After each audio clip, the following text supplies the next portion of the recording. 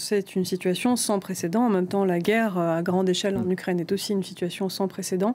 Et effectivement, Yevgeny Prigojine, qui est à la tête d'un empire de propagande aussi, on le rappelle, en Russie, a beau dire que c'est une marche pour la justice. Moi, cela fait quelques semaines que je dis que c'est l'opposant numéro 1 en Russie à Vladimir Poutine. Donc, il emploie des mots d'un opposant et d'un combattant pour la liberté. Mais évidemment, il n'appelle pas un chat en tant que propagandiste en chef. Et ce qu'il déclare vouloir faire là, ce serait un coup d'État militaire, puisqu'il ne dit pas autre chose que ce que vous avez mentionné, c'est-à-dire qu'il va prendre son armée de 25 000 forces qu'il a entraînées, ou bien prisonniers, ou bien ceux qu'il en reste, et il appelle tous les autres toute l'autre force combattante russe active et potentielle à le rejoindre pour marcher de fait sur Moscou, pour prendre de force les institutions, pour renverser, voire éliminer Sergueï Shoïgu, le ministre de la Défense, et Valéry Guerassimov, le chef d'état-major des armées, qu'il a qualifié de traître, responsable d'avoir menti sur les causes